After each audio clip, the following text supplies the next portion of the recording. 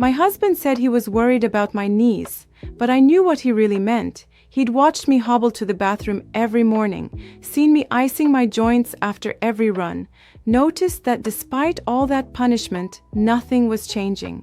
I was 57, running 4 times a week, and my belly looked exactly the same as when I started, maybe bigger. The only thing getting smaller was my patience. "Maybe you should try something else," he said carefully. Something else? I'd tried everything else. This was my last option. If running wouldn't work, nothing would. At least that's what I believed. I didn't know that running was actually the worst thing I could do for menopause belly, that every mile I ran was spiking my cortisol and telling my body to grip onto that fat even tighter. I didn't know that walking, done correctly, could be twice as effective for hormonal weight loss. Not casual walking, not power walking. A specific approach using 3 rules that most women have never heard of. Rules that work with the way our bodies change after 50, that address insulin resistance, muscle loss, and stress hormones all at once. You don't need to destroy your joints. You don't need to exhaust yourself. You need to work smarter, not harder. What I'm about to share changed everything for me. It might do the same for you. If you're still running to lose menopause belly fat, I need you to stop. Not slow down. Stop. Because what you're doing isn't just ineffective. It's actively sabotaging your body's ability to burn fat, especially at night when the real magic should be happening. I spent 15 years studying sleep as a polysomnography technician. I saw hundreds of women come through our clinic, exhausted, overweight, desperate. And almost all of them had one thing in common. They were exercising intensely, sleeping poorly, and gaining weight despite their best efforts. When menopause hit me at 52, I became one of them. I went from sleeping 7 hours a night to barely getting 3. I started running more, eating less, trying to force my body into submission. And I watched the scale climb anyway. That's when I realized something that changed everything. The problem wasn't during the day. The problem was at night. And what I was doing during the day was destroying what should have been happening at night. Today, I'm sharing 3 walking rules that destroy menopause belly fat. Not by burning calories while you walk, but by creating the conditions for your body to burn fat while you sleep. Let me explain why this matters so much. Your body doesn't burn most of its fat during exercise. It burns most of its fat at night, during deep sleep, through a process called nocturnal thermogenesis. While you're sleeping, your body should be processing the day's food, repairing tissues, and burning stored fat for energy. But here's the problem. After menopause, this nighttime fat-burning process often shuts down. Estrogen played a key role in regulating it, and when estrogen drops, the whole system can go offline. What makes it worse? Intense daytime exercise, especially running. When you run or do high-intensity exercise, you spike your cortisol levels. Cortisol is your stress hormone, and elevated cortisol in the evening directly disrupts sleep architecture. It prevents you from reaching the deep sleep stages where nocturnal thermogenesis occurs. So you run in the morning thinking you're burning fat, but all you're really doing is disrupting your sleep that night. And without quality sleep, your body can't do the fat burning it's supposed to do. I saw this pattern hundreds of times in the sleep clinic. Women who exercised intensely had worse sleep quality than women who exercised gently, and worse sleep quality correlated directly with more stubborn belly fat. When I finally understood this connection, I stopped running immediately. And I started walking with these 3 rules that optimize both daytime movement and nighttime fat burning. Rule number 1. Walk slowly enough to keep your stress hormones low. The key metric here isn't calories burned. It's cortisol produced. When you walk at a gentle pace, a pace where you could easily hold a conversation, your body stays in its parasympathetic state. That's your rest and digest mode. Your cortisol stays low. Your nervous system stays calm. This has 2 benefits. First, it allows your body to actually access stored fat during the walk itself. Fat burning requires a calm state. When cortisol is high, Your body burns glucose instead and holds on to fat. Second, and this is the part most people miss, it sets you up for better sleep that night. Low daytime cortisol means lower evening cortisol. Lower evening cortisol means you fall asleep faster, sleep deeper, and spend more time in the fat-burning sleep stages. In my years at the sleep clinic, we measured cortisol levels in patients. The ones with chronically elevated cortisol never slept well. Their sleep was fragmented, shallow, and non-restorative, and their metabolism suffered because of it. When I switched from running to gentle walking, my sleep transformed within 2 weeks. I went from waking up 5 times a night to sleeping through. I went from feeling exhausted every morning to waking up refreshed.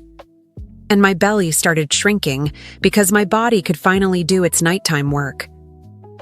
The talk test is the simplest way to know you're walking slowly enough. If you can speak comfortably in full sentences, you're in the right zone. If you're breathing hard or struggling to talk, slow down. Rule number 2. Walk in the morning to align with your circadian rhythm. Your body has a natural rhythm called your circadian clock. It regulates when you sleep, when you wake, when you produce certain hormones, and yes, when you burn fat. Cortisol naturally peaks in the morning. This is normal and actually helpful. It wakes you up and prepares your body for the day. But this morning, cortisol peak also primes your body for fat mobilization. When you walk in the morning, during this natural cortisol peak, you're taking advantage of a hormonal window that favors fat release. The fat cells are more willing to let go of their contents because cortisol is signaling that energy is needed. But here's the key. You're not adding extra cortisol through intense exercise. You're riding the natural wave that your body is already creating. Gentle morning walking taps into this rhythm without disrupting it. And there's another benefit. Morning light exposure resets your circadian clock. This helps regulate your sleep that night. When you walk outside in the morning, especially within the first hour of waking, the light hitting your eyes tells your brain when to start the melatonin countdown for sleep that evening. I now walk every morning, usually within 30 minutes of waking up. It's gentle, it's outside, and it's become one of my favorite parts of the day. But more importantly, it sets me up for deep sleep that night. And deep sleep is where the real fat burning happens. If you can't walk in the morning, the second best option is early afternoon. What you want to avoid is intense exercise in the evening. That's the worst time for cortisol spikes because it directly interferes with the sleep you need. Rule number 3. End your walk at least 3 hours before bed. This rule might seem strict, but it's critical for nighttime fat burning. Exercise, even gentle exercise, activates your sympathetic nervous system to some degree. It raises your body temperature. It increases circulation. These are good things during the day, but they're the opposite of what you need in the evening. For deep sleep to occur, your body needs to cool down and your nervous system needs to shift fully into parasympathetic mode. If you exercise too close to bedtime, you're still slightly activated when you try to sleep. Your body temperature is still elevated. Your nervous system is still alert. This doesn't mean you'll stay awake. You might fall asleep just fine, but you won't reach the deepest sleep stages as easily. And those deepest stages are exactly where nocturnal thermogenesis occurs. I learned this the hard way. When I first started my walking practice, I often walked in the evening because it fit my schedule better. My sleep improved compared to when I was running, but it still wasn't great. When I shifted my walks to morning, everything changed. I was reaching deeper sleep stages, waking up more rested, and my belly fat finally started responding. The 3-hour buffer gives your body time to cool down, time for cortisol to fully decline, and time for your nervous system to shift into sleep preparation mode. Now let me share some additional strategies that enhance these 3 rules. First, consider what you eat before your walk. A light meal or small snack about an hour before walking can provide gentle fuel without spiking insulin. What you want to avoid is walking immediately after a large meal, which diverts blood to digestion, or walking on a completely empty stomach if it makes you feel weak or lightheaded. For morning walks, I usually have just a small handful of nuts or a piece of fruit, enough to fuel the walk without triggering a major digestive process. Second, hydration matters. Drink water before and during your walk, but not so much that you're uncomfortable. Dehydration raises cortisol, but overhydration can disturb your sleep later if you're making multiple bathroom trips. Third, consider the surface you walk on.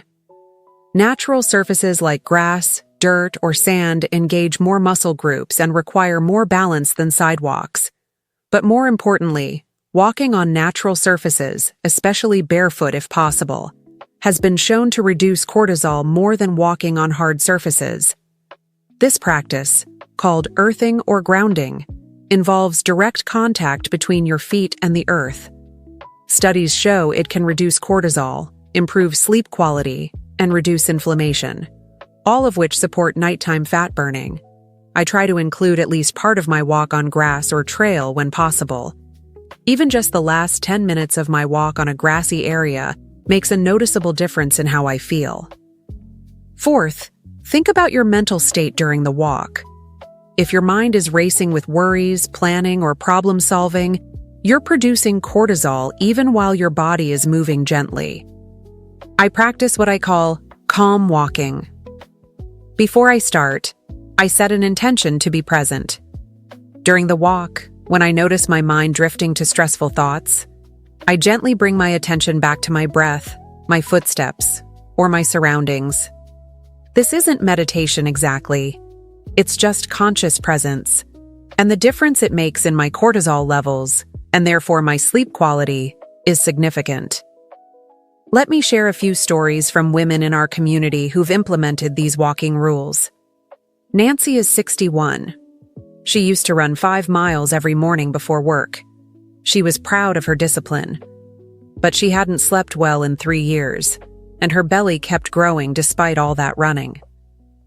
When she switched to gentle morning walks, she was skeptical. How could walking slowly burn more fat than running?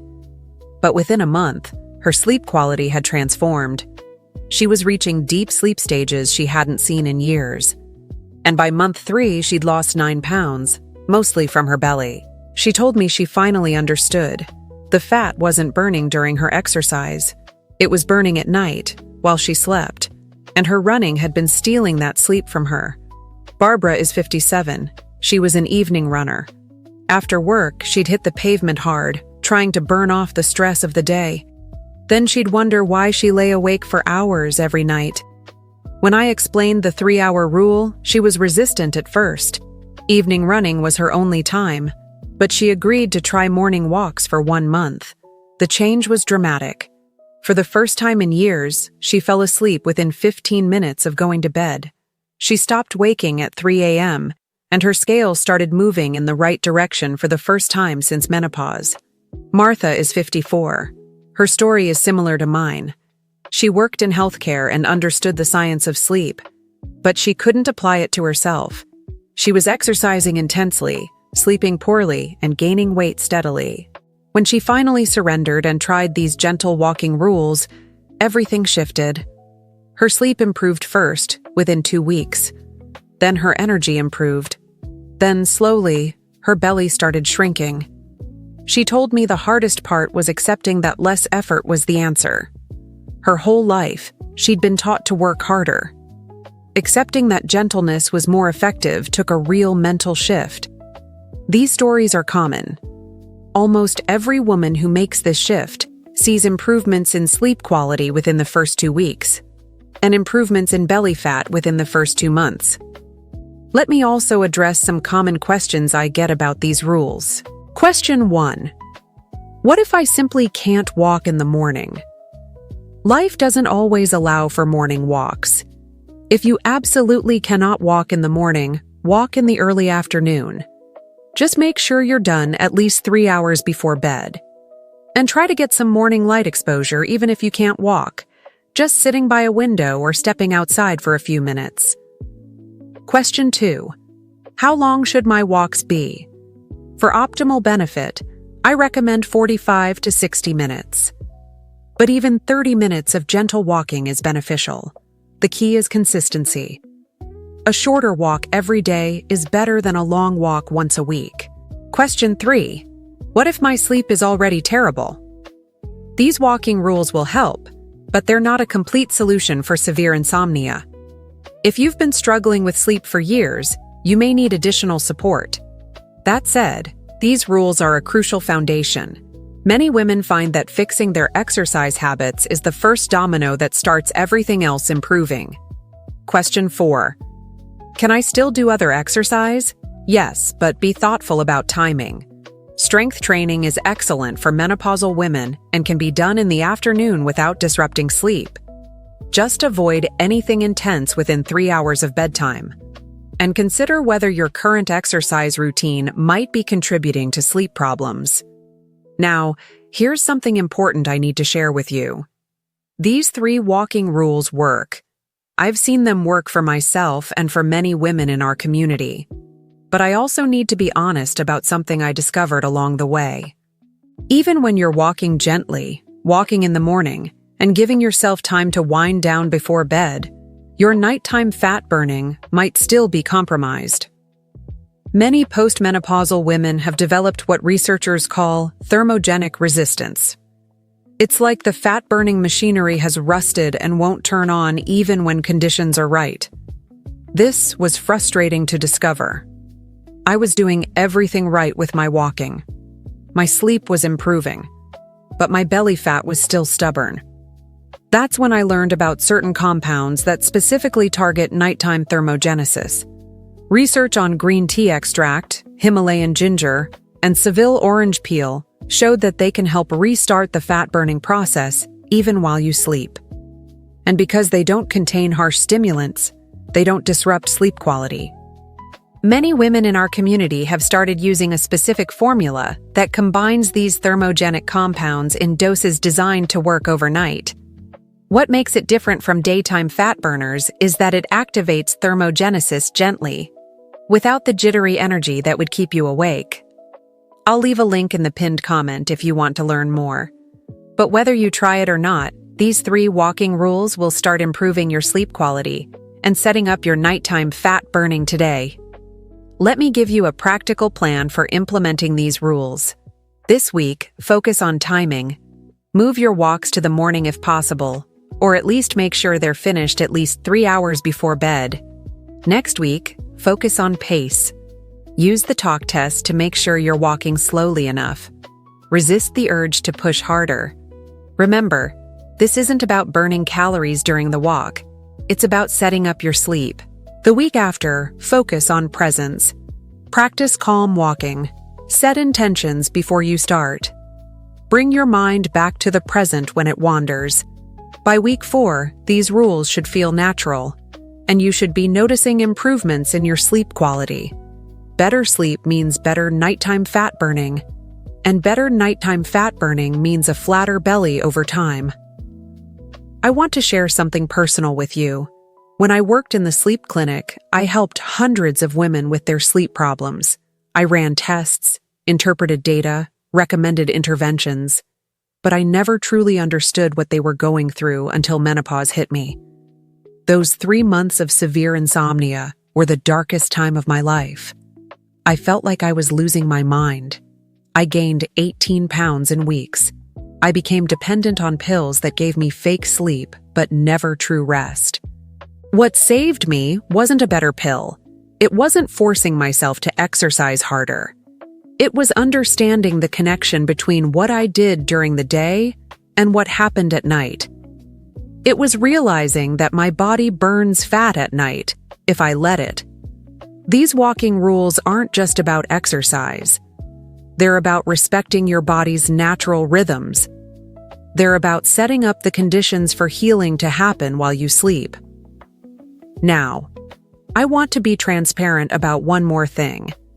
For women who've struggled with sleep for years, or who've damaged their metabolic rhythms through intense exercise and restriction, recovery takes time. The thermogenic resistance I mentioned can be stubborn. Even doing everything right, progress can be slow. That's exactly why many women in our community use that overnight formula alongside these walking practices. It specifically targets the resistance that keeps nighttime fat burning suppressed. Some women have told me they finally broke through plateaus that had lasted years. If you're curious, I'll leave information in the pinned comment. It's not for everyone. Some women do beautifully with just the walking changes and improved sleep. But for those who need extra support, especially if your nighttime fat burning has been suppressed for a long time, it might be worth exploring. Here's your action summary for today. Stop running. Seriously, stop. Walk slowly enough to hold a conversation. Keep your cortisol low. Walk in the morning to align with your natural rhythms and improve your sleep that night.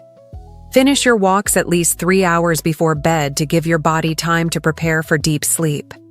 Your body burns fat at night if you let it. These rules help you let it. In my next video, I'll be sharing the bedtime routine that I use to maximize nighttime fat burning. It includes a specific drink that supports thermogenesis without disrupting sleep. If this video helped you, let me know in the comments.